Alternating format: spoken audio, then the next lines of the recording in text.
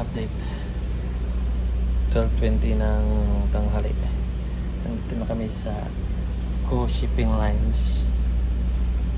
Tatawid kami ng Masbate. So nandito kami sa Pio Duran Ward ng Sorsogon. So tatawid ito yung accommodation namin. So ano siya, ganito lang, upuan lang, walang higaan. Pero ito is connecting na ferry, floating, hindi connecting flight, connecting float. Kasi saan to dadaan? Claveria. Dadaan pa daw to ng Claveria bago pa Masbate. Kaya siguro darating kami mga 7 or 8 PM ng gabi doon sa Masbate. Yan. Okay, so papakita ko sa inyo yung Good afternoon po. Kakasakay lang po namin ng coach. Sige po. Salamat po.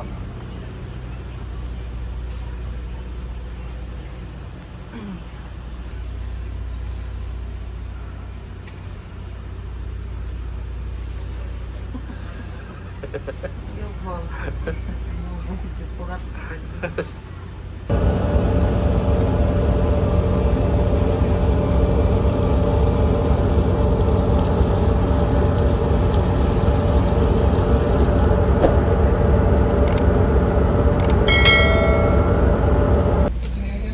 update mga kasero. Good evening once again.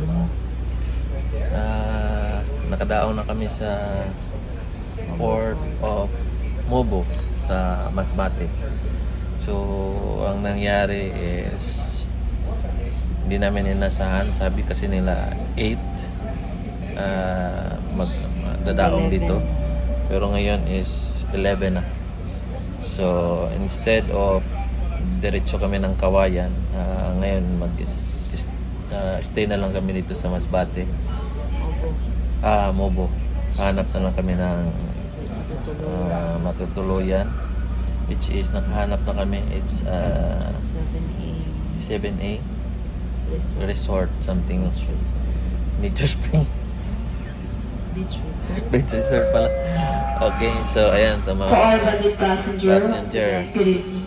We are pleased to announce you that we reached the port of Mobo Masbate. Na-announce We would like to na. remind you to please secure all your personal belongings. So, Do not leave your things unattended. nakita tayo mamaya. Thank you for sitting with us. It has been our pleasure.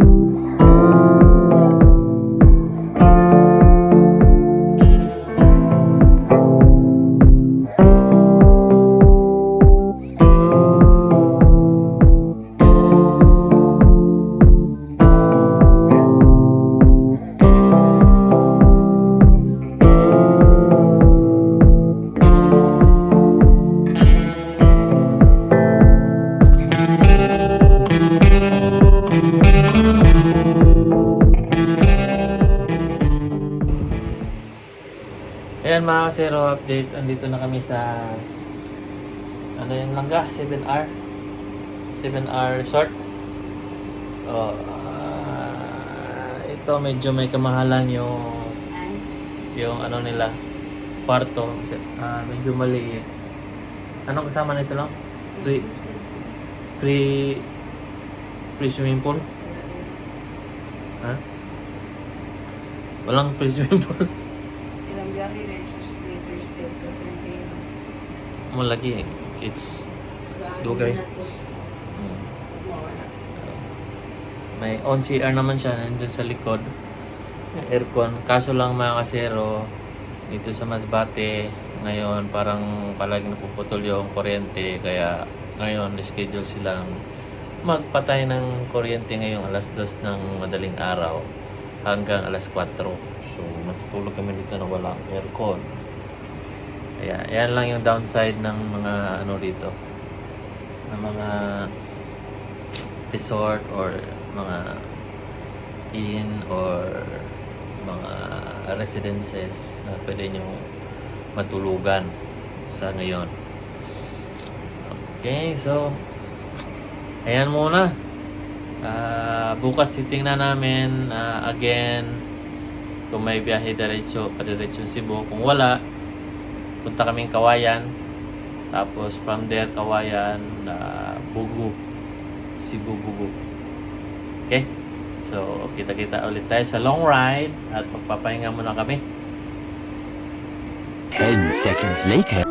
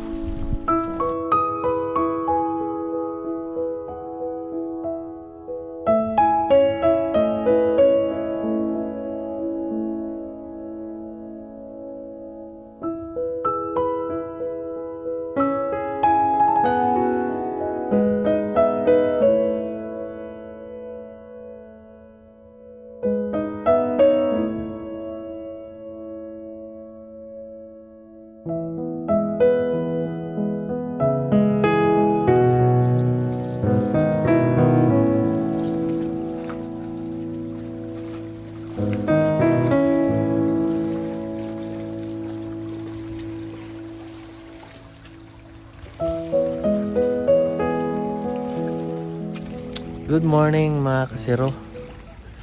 Welcome ulit sa ating channel, Rebel Zero Vlogs.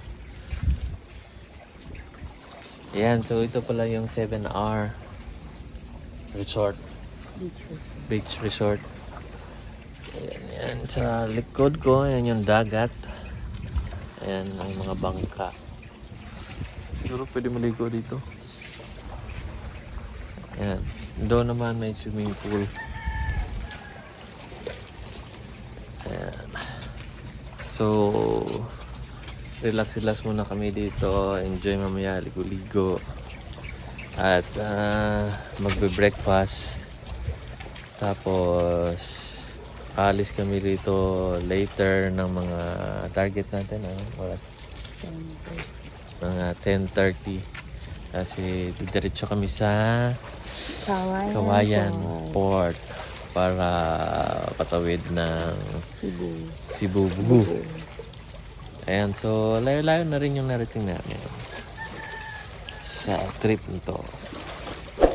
So far, na-enjoy naman ni Bubu. Tata. Enjoy namin yung mga view. Na-solo namin yung time. Kapag banding kami ng dalawa. Okay. So, again, pag tinapos nyo panoorin ang video na to, kita ko sa inyo lahat ng ginastos namin para may pag ano kayo, may reference kayo kung gusto nyo ring subukan ang ginawa namin. Okay, so actually yung video na to is ang punteriya talaga namin is yung Mount Mayon, yung Ormoc, Cebu to Ormoc. Tapos bumiyahe kami ng Ormoc City, Tacloban to Allen. Nagstay kami isang gabi doon kasi binagyo. Tapos Allen to Matnog, then Matnog to Legazpi. Then nag-check-in kami doon ng isang gabi, dalawang gabi pala, but first night nagpahinga muna kami. Kinabukasan doon kami nag-ikot-ikot sa Mount Mayon at nakapag Mount Mayon loop kami at namit namin doon yung mga batang makulit. Ayan. Tapos nag-ATV pala kami at nag-ruins. Hindi mo naman lahat maiikot kung ano yung mga magandang lugar doon kasi hindi mo lahat hawak ang oras. So pinilay lang namin yung mga areas na sikat sa Google search. Ayan. So pinili namin tong ruta na to papuntang Pilar Port, Pio Duran at saka Masbate, Kawayan din to Cebu kasi pangit naman kung pabalik kami roon tapos malayo yung biyahe. Instead of babalik doon, tinanin namin to para makita naman namin yung Masbate. Tsaka kahit sandali lang, ayan, makita natin mas maganda yung lugar. Diba?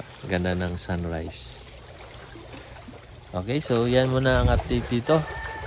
At kita-kita tayo ulit mamaya sa biyahe. Bye-bye. Bye.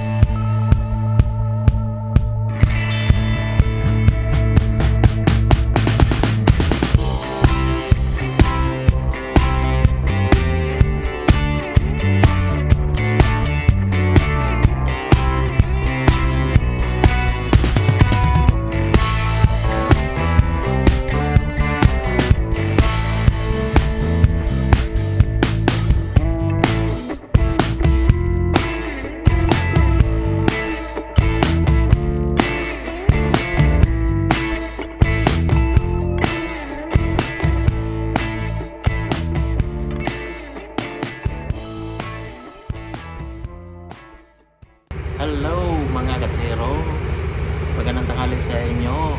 Time check is 12 ng tanghali, October 22. So, andito na kami sa loob ng barko o shipping lines dito sa Kawayan, Masbate. Tatawid na kami ng Kawayan to Bugo. So, alis na kayo, no? Mga 12 or 1. Yan na kami tagal. 1. Depende sa matapos na nilang ikarga yung mga truck. So, 4 na oras o 6 na oras daw yung biyahe. So, makakarating kami ng mga 6 or 7 ng hapon doon sa gabi ng Bugo. So, habang nakapag-settle na, so,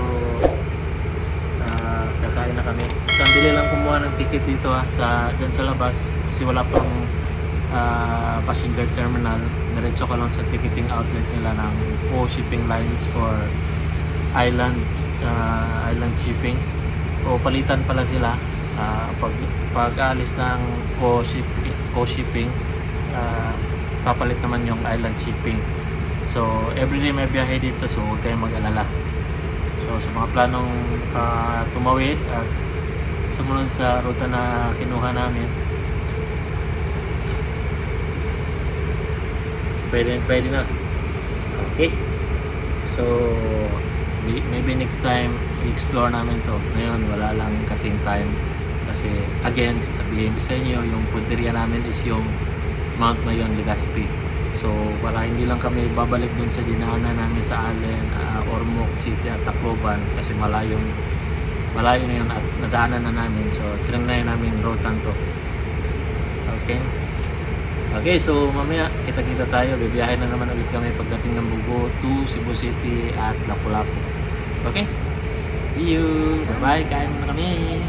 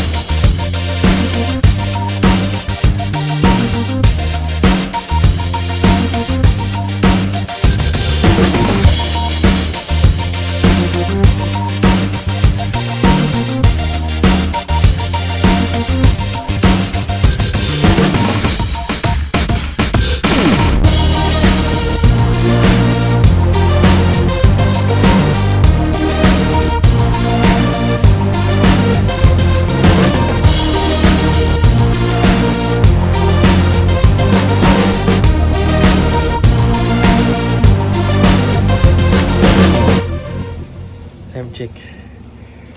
Alas 10. So, nakarating na kami sa bahay. Ayan. Hello. Successful yung biyahe. Kahit inulan. So, inulan kami galing Bugo. Uwi dito. Yan, so ipapakita ko sa inyo kung ilang kilometro na takbo namin from galing dito sa bahay hanggang Mayon. Pabalik dito ulit. Okay ha. So, lahat ng tinakbo namin ngayon 995. So, 5 kilometers na lang para maging 1,000. So, ano yan today? So, bagong-bago ang motor ni Bubu.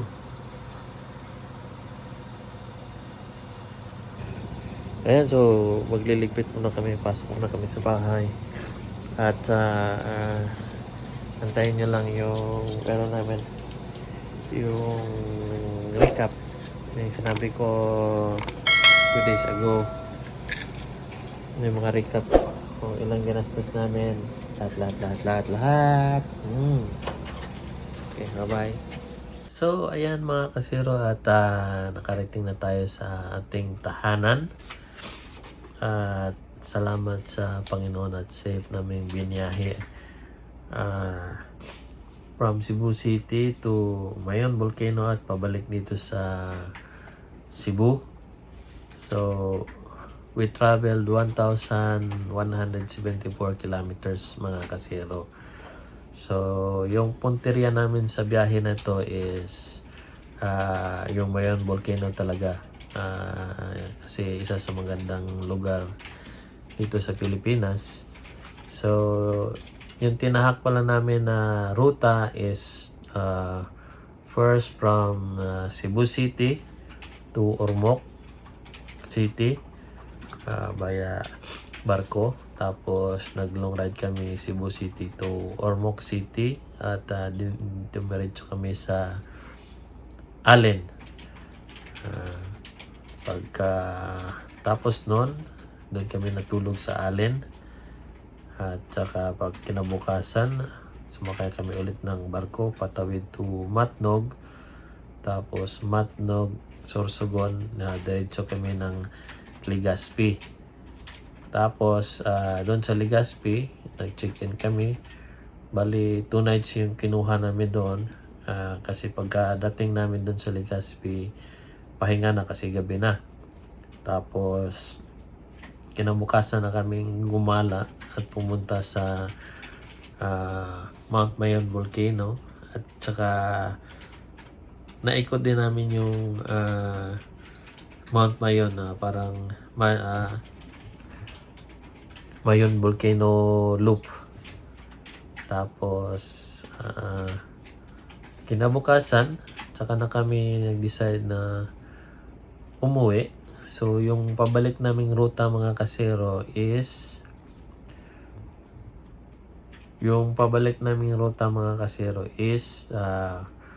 from Legazpi City to Pilar Port, Sorsogon. Pero sadly, walang biyahe doon sa Pilar Port.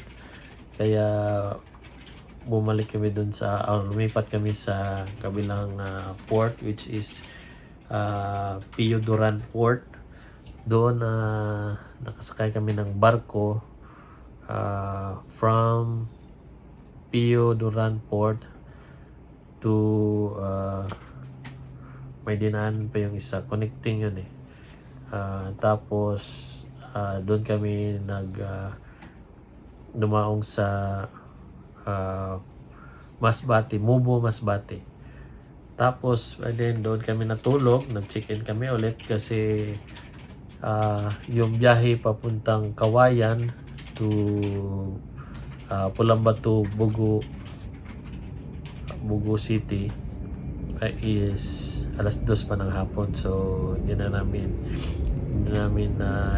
diniretso yung biyahe doon ng long ride. So minabuti namin magpahinga muna kasi gabi na rin kami nakadating ng Masbate kasi masyadong delay yung barko. So, hindi natin nakalang ganun kagrabe ang delay. Kasi nga, dumaan pa siya ng ibang island bago kami makarating ng Mubo Masbate. Tapos, pagkatapos namin mag-check-in doon, dumiretso kami nga doon sa Kawayan. By then, Kawayan, doon kami sumakay ng isang barko again alas 2 ng hapon hanggang alas 7 ng gabi yung biyahe doon. So dumating kami ng Bugo City is mga 7 or 7:30 or something, almost 8 ng gabi, ganyan. Tapos ganun, doon na kami nagsimula kahit umulan. Biniyahe namin yung Bugo City pauwi ng Cebu City. So again, we traveled 1,174 kilometers mga kasiro. So yun yung rutang tinahak namin. So next is sasabihin ko sa inyo kung ilan yung nagastos namin sa fare, kain at saka accommodation. Hindi na namin sinali yung mga entrance fee kasi depende sa inyo kung ano yung mga tourist spots na pupuntahan nyo. Kaya Hindi namin sinali dito sa computation namin. So, yung unang gastusin natin is yung fare natin sa Cebu to Ormoc. Actually, from Cebu City to Ormoc, nagbarko kami. Bali, yung kinuha naming biyahe is Robles Shipping. So, yung biyahe nila is 10 p.m. Tumating kami ng 5 a.m. dun sa Ormoc City. So, yung passenger rate nila is 780 mga kasero. Tourist na yun. Kasi tourist yung pinili namin para makapagpahinga kami kasi alam namin na kinabukasan mahaba-haba yung biyahe namin. So, 780 yung per head. So, dalawa kami. So, naging 1,560. Tapos, each person may terminal fee na 25 per head. So, it's 50 for both of us ni Lovely. Tapos, yung pamasahe naman ng motorcycle mga kasero is 1,739.25. Tapos, may CPA, Cebu Port Authority na 45 pesos. So, sinulat ko na lang. Actually, andito lahat ng mga tickets na binayaran namin. Ayan. Lahat ng ports na dinaanan namin. Ayan. Yung importante lang mga kasiro, dapat dito yung ORCR natin. Bawat tawid natin kasi yun yung hahanapin ng barko at saka Coast Guard kung sasakay mo yung motor mo. So, lahat ng nagastos namin doon sa Cebu to Ormoc na barko, Robles Shipping is 3,394.25 mga kasero. Okay, so another naman, doon naman tayo sa Allen to Matnog. So, Allen to Matnog na port mga kasero, yung biyahe namin na barko. Excuse me. Yung kinuha namin is Montenegro na shipping. Alas 2 na kaming napagbiyahe kasi nung time na yon medyo binagyo. Inulan kami ng biyahe namin from Ormoc City to Tacloban hanggang nakarating kami ng Allen. Inulan kami ni Lovely. Buong araw yan. Umulan sa biyahe. Hindi naman buong araw, putol-putol, pero I think 80% or 70% ng biyahe namin inulan kami. Okay? So, yung next natin is Allen to Matnog na barko. Kinuha namin is Montenegro. Yung biyahe doon, actually maraming port doon, at 3 port. So, mayroong maaga, mayroong hapon, at saka may alas 2 tsaka hapon. Pero yung kinuha namin is actually alas 2. So yung napuntahan namin first port is Luoc Port, Barangay Luoc, Allen Port. So sa Montenegro yung pasahero nila is 154 per head. Tapos dito pag may sinakay kang motor, libre na yung driver. So, ang motor po is 672 kasama na yung driver. Tapos, may terminal fee kami kasi dalawa kami, 30 per head. So, it's 60. Tapos, yung motorcycle port authority fee is 65. So, all in all, yung nabayaran namin doon is 951. Okay, mga kasero, pangatlong tawid namin. So, this one is Pio Duran Port to Masbate Mubo Port. So, yung sinakyan naman namin dito is co-shipping. So, may ano sila dito mga kasero, daily yung biyahe nila. 5 a.m. ang first trip, second trip is 2 p.m. Okay, so yung oras ng duration ng biyahe is 2.5 hours. Yung passenger fee naman nila is 280 So, dalawa kami ni Lovely, it's 560 pesos. Terminal fee is 30. Again, it's 60 sa amin dalawa. Yung bayad naman sa motorcycle is 600. Tapos yung motorcycle fee sa port is 65. So, all in all is 1,285. At yung pang-apat na tawid namin, so, pang-apat, from Kawayan to Pulang Batu. Pulang Batu, Bogo City. So, this one is, inuha ulit namin is co-shipping. Actually, dalawang shipping nandito. Yung isa is island shipping. Palitan sila mga kasero. Salitan lang sila ng 30 minutes. So, yung biyahe doon is 2 p.m. to 7 p.m. mga kasero. So, palitan sila. Ang passenger dito mga kasero, it's 600 per head. Bali, tourist na yun. Yung open air is open air yung nasa taas na nakaupo ka lang. Nasa 400 pesos. Yung kinuha namin again kasi alam namin na mahababa yung biyahe. Tapos alam mo na yung sa parang last day, parang lumalabas na yung mga sakit ng katawan dahil sa biyahe. So minabuti naming mag-tourist kasi konti lang naman yung diferensya. So kinuha namin yung tourist, 600 per head. At saka yung sa motorcycle mga kasero, bayad dito is 1.8. Medyo may kamahalan kasi malayo yung biyahe.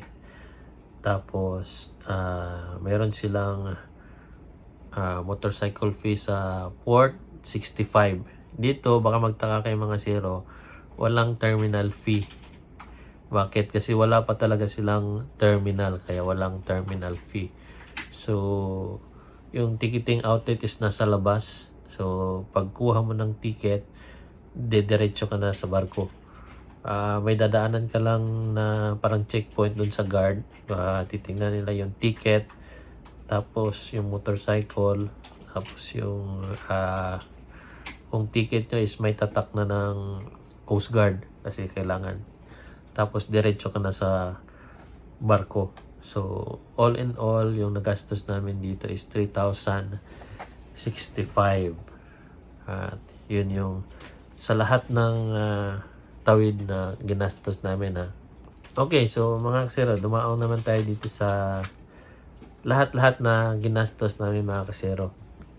Unang-una mga kasero, dito tayo sa pagkain. So yung pagkain mga kasero, yung binudget namin is actually masyadong malaki na to per meal para sa amin. Pero pinili namin ganito para actually hindi mag-short or magkulang. Kasi minsan pag dumating tayo sa mga magagandang lugar,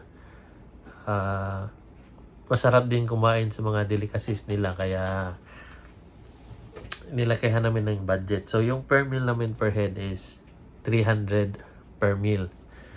Para naman may sobra. Okay, para hindi tayo ma-short. Baka gusto natin kumain or hindi natin alam.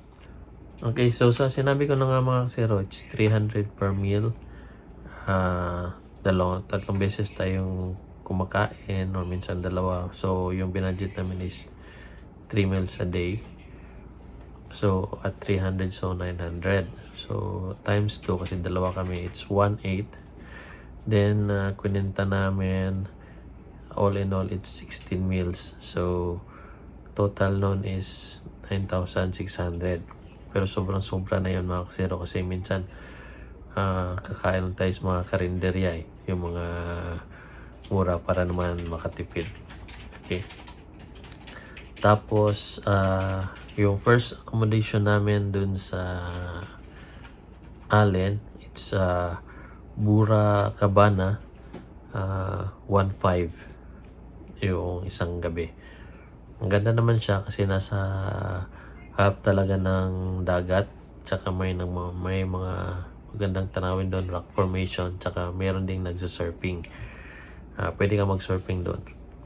Tapos yung dalawang gabi namin dun sa Legazpi City, at Rise RR Residences. So, ang gabi doon per night is, per day pala, is 1,150. So, dalawang gabi, it's 2,300. Sa Masbate naman mga kasero, yung nag-check-in kami doon sa 7R. It's, kung i-search nyo, is 7AR Beach Resort. So, doon, medyo as of now mga kasero, may pinsala kasi sa previous bagyo. Hindi ko alam kung anong bagyo yun. May problema sila sa kuryente, kaya generator yung ginagamit nila. So, from time to time, na pinapatay yung generator, kaya minsan walang kuryente. At saka, yun na nga, mahal din yung renta. It's because of ganun putol-putol yung kuryente. So, maliit na kwarto. Kompleto naman siya pero masyadong maliit. At 1,700 pesos mga kasero. So, yun lang naman yung downside doon. Hindi na rin kami naligo kasi yung area is parang after ng bagyo, hindi pa masyadong naayos at minsan yung iba hindi pa nalinis. Yung beachfront, gusto sana na maligo pero parang may mga debris pa ng mga kawayan na hindi pa nakuha. Okay? Tapos, yung boat fare namin, all in all, yung sinabi ko kanina, 4 na beses kaming tumawid. Lahat ng nagastos namin doon is 8,695.25. Tapos, ito naman, pinaka-last is sa fuel. So, lahat ng nagastos namin sa fuel is 1,500. So, yung first, kasi may nakalagay na fuel. So nung first fuel namin is 600, tapos sunod-sunod na ang tag 300 saka 400. So bali 4 na beses lang kaming nag-refuel sa lahat ng biyahe namin hanggang nakarating kami dito sa bahay pabalik ulit. So, all in all na ginastos namin mga kasero sa biyahe na to, hindi kasama yung mga entrance ng mga pinuntahan naming mga tourist spots, yung ATV, yung entrance dun sa ruins. Hindi ko na sinali kasi labas kasi yun sa ano eh. So, ibang budget na yun. So, depende sa inyo kung ano yung kukunin or isasalin yung mga tourist spots sa biyahe nyo mga kasero. So, yung ATV is nakuha namin ng 333. Dalawa na kami ni Lovely noon. Yung kinuha namin trail is Green Lava. Actually, maraming trail doon. May black something, nakalimutan ko nung anong pangalan. May green grounds na ruta. Yung pinakamura dun is 500 something. Yung entrance naman dun sa ruins is 50 pesos per head.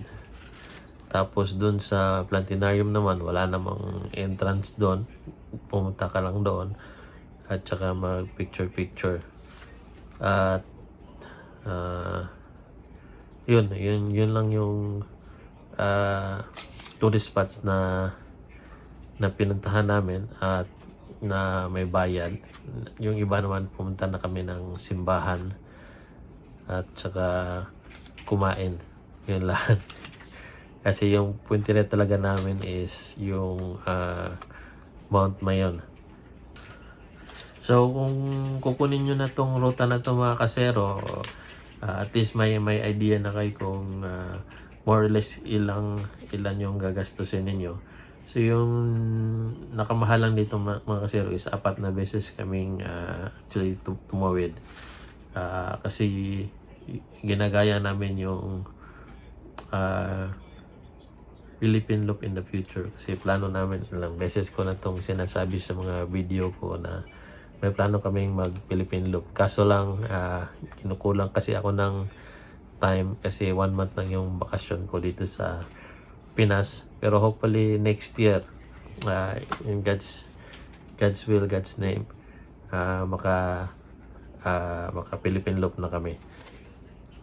So, sa mga bago pa lang dyan sa channel natin, don't forget to like, share, and subscribe. At kung may tanong naman kayo mga kasero, just leave a comment sa ating comment section para masagot namin kung ano yung mga katanungan nyo sa biyahe na ito. Okay, so kita tayo ulit sa next video. Bye-bye!